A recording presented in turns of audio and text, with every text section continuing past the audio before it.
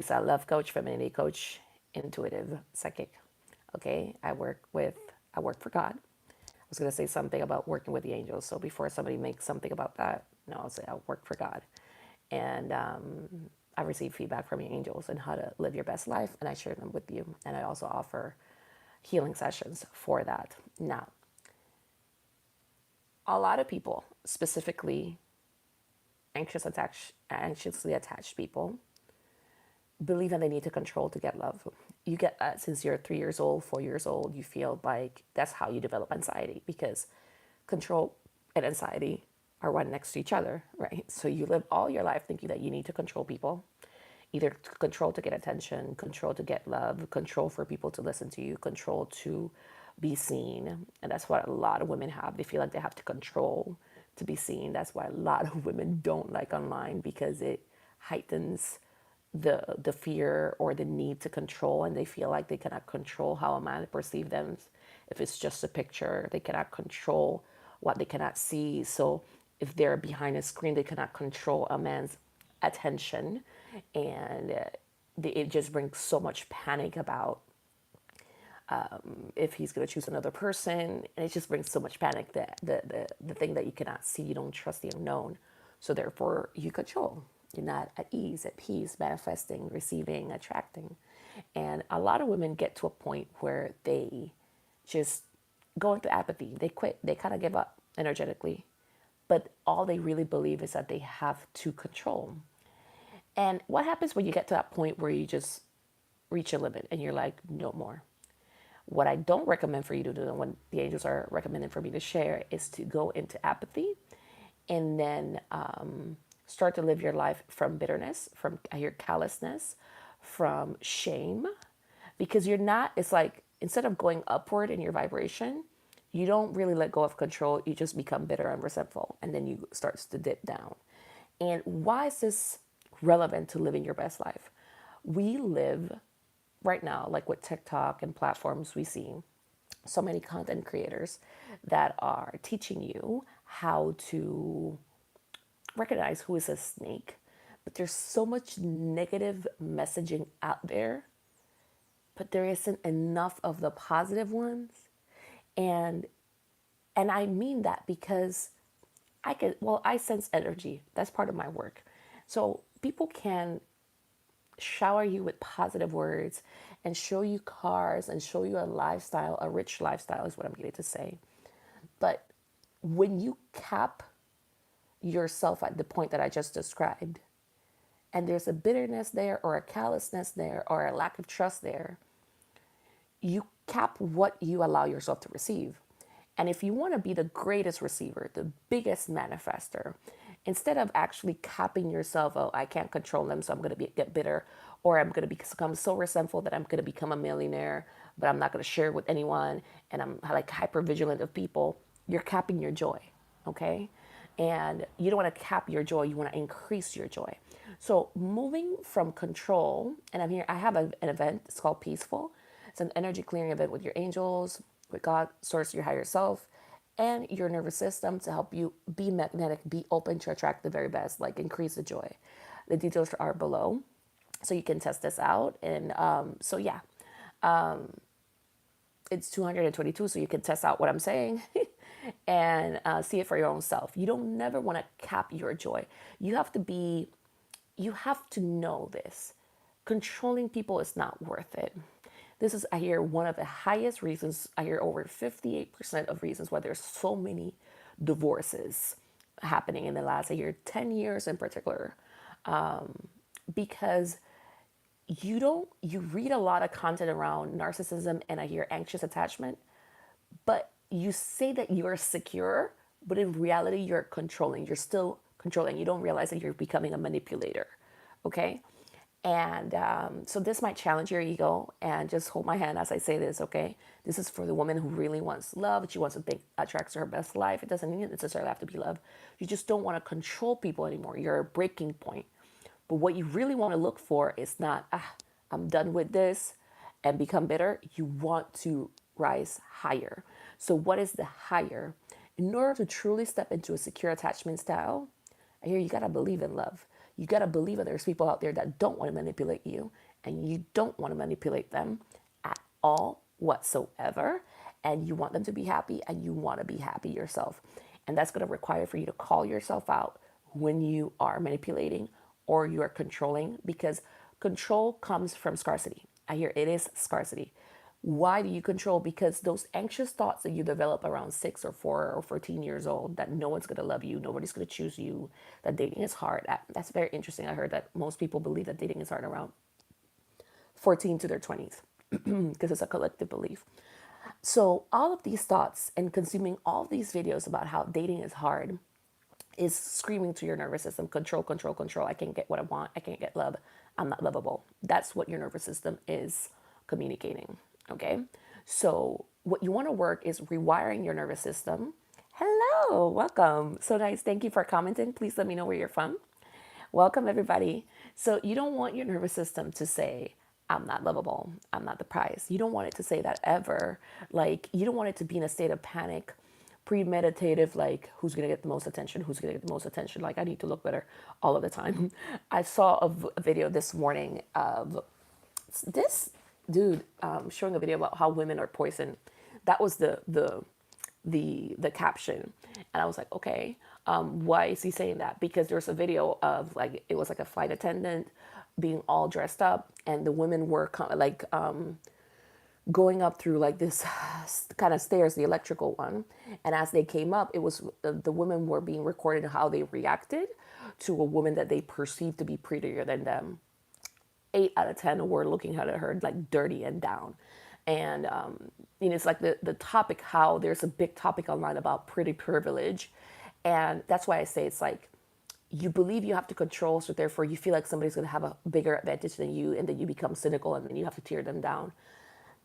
It's not about looks, it's about light. It's about how open is your light to attract, because even the woman that you consider to be pretty, she could be being targeted by a bunch of predators. So you don't know what you don't know. People will use and manipulate, whether it's the pretty woman or the woman that doesn't think she's pretty, although I believe everyone is beautiful. It's a duality that's there, but what you don't want to move is into control. You want to move into self-trust and have faith in your nervous system. That actually makes you magnetic. That helps you attract love, money, anything that you're really purposeful about. Your light, thank you for the love, like your light, your openness in your nervous system and in your aura is what makes it attract. So what happens there? People are so used to being controlled instead of actually thinking like, and they call it love because you might have had somebody that was trying to control you from a very early childhood like age. It could have been a parent, and you might have confused love with control, or it might have been a friend. I hear women learn to control at a very early age. This is very interesting. I hear women learn to control around 6 years old, right? They feel like if they don't get attention, they have to control. This is not a instinct thing about women. It's just fear of not being told that they're lovable from a very early age. I hear that's a solution. They're reprimanded a lot, made to feel small, criticized a lot, and made to achieve an unattainable goal, which is perfection and proving themselves to their parents, right? So they have to detach from their sense of self. I hear from ages 0 to 10 is when a girl really starts to like herself.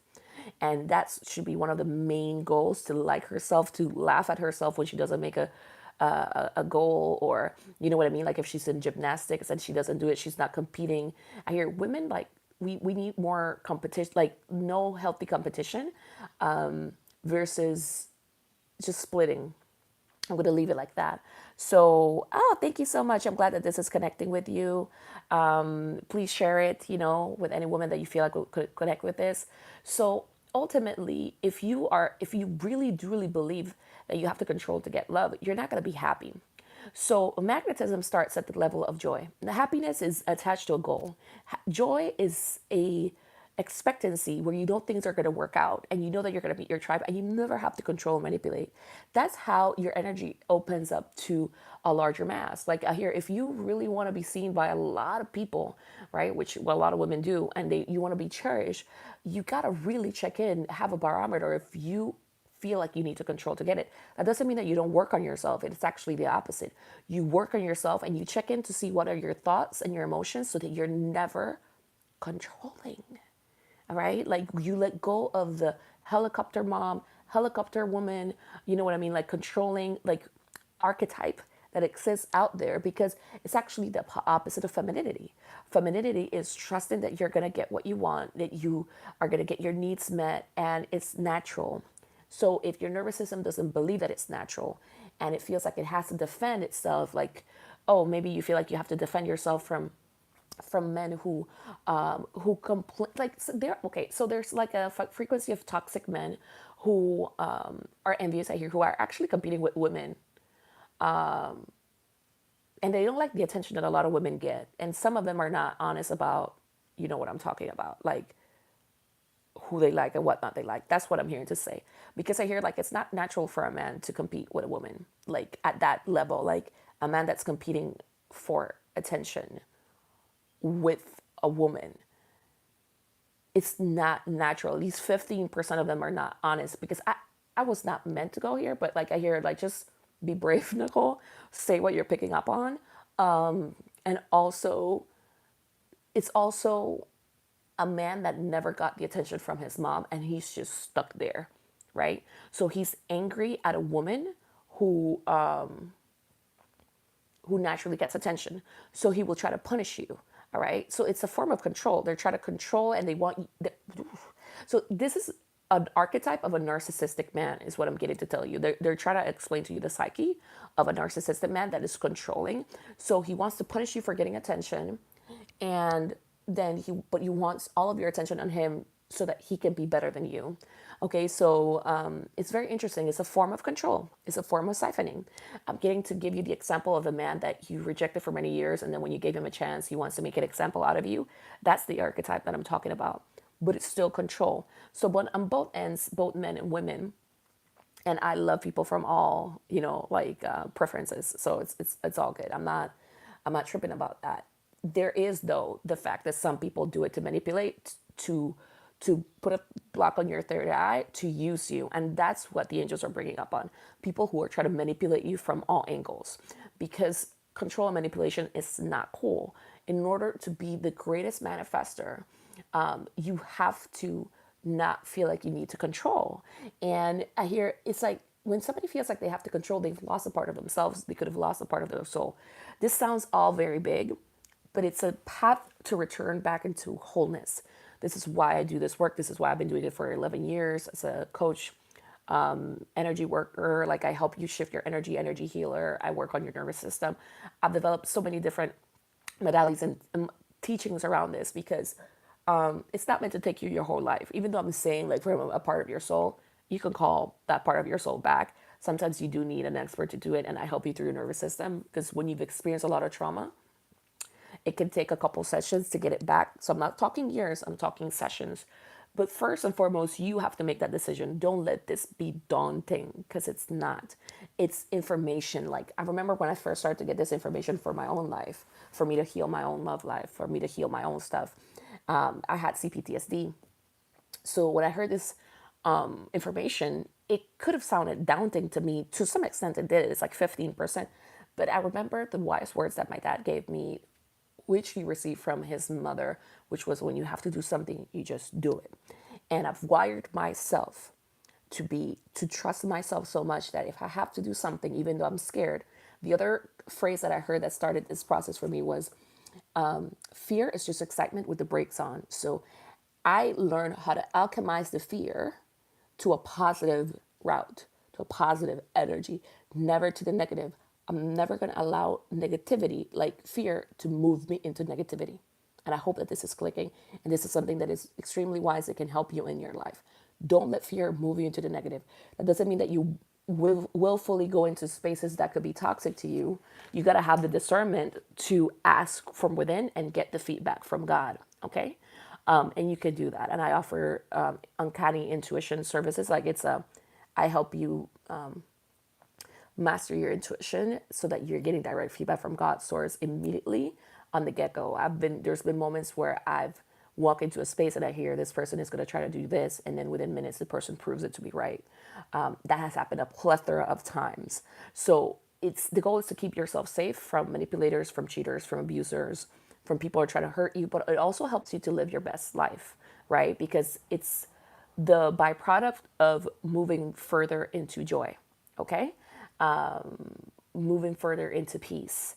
You want peace above all things, and you don't want to have your frequency disrupted by people that are mean, malicious, vindictive, that are trying to hurt you or harm you in any shape or form of capacity.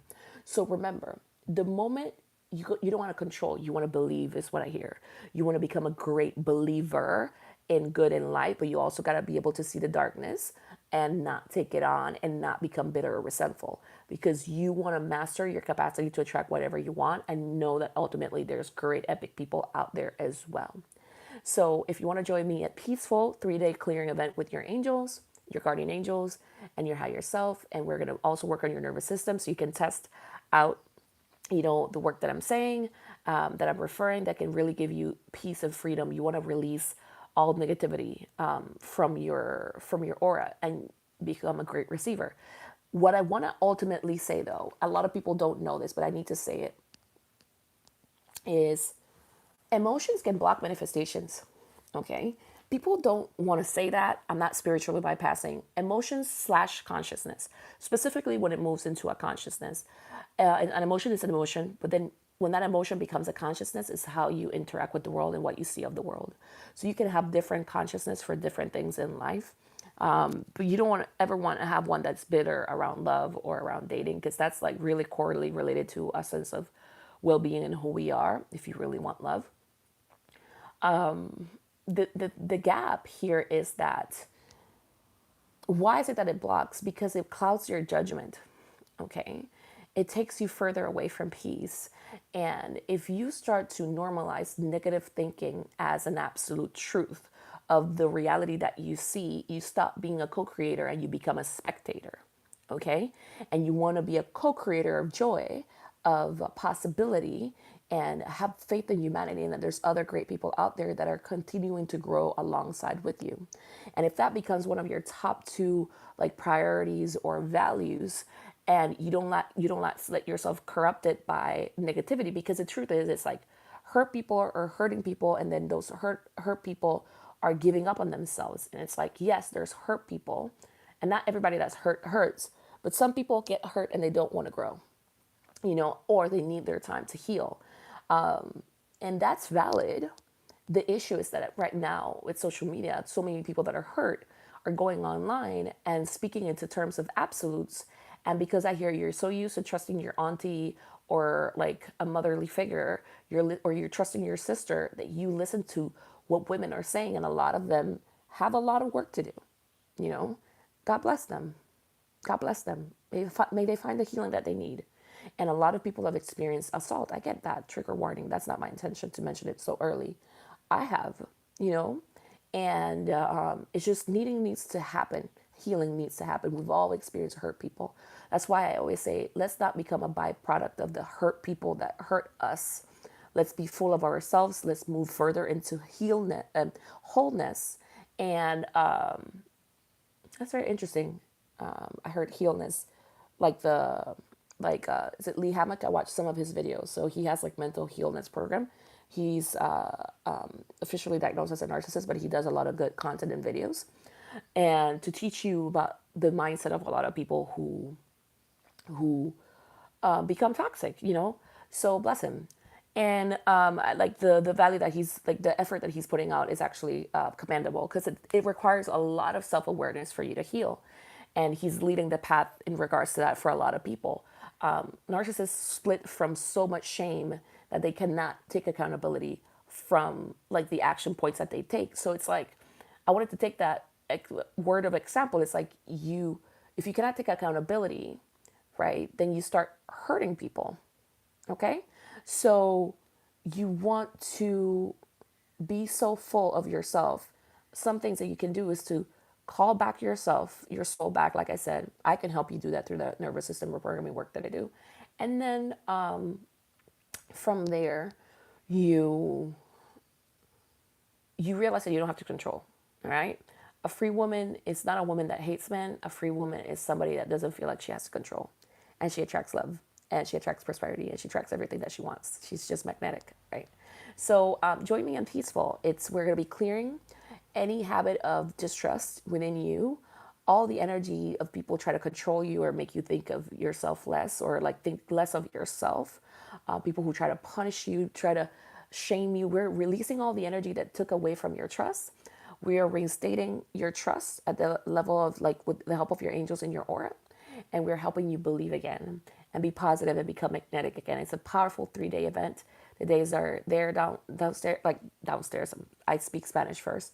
Below here, the summary, and they're going to be in the comment section afterwards as well. And if you want to join me in Uncanny Intuition, so you can have in-depth intuition, so that fueled by God, and helping through your nervous system, calming down your nervous system, the voice of panic or lack of trust, so that you can pick up instantaneous answers. You can send me an email there, and we can work on that. And I will share with you all the details. We can meet, we can talk, we can chat, and I can let you know how I can best assist you with that. All right. I'm sending much love, and I'll talk to you soon. Take care.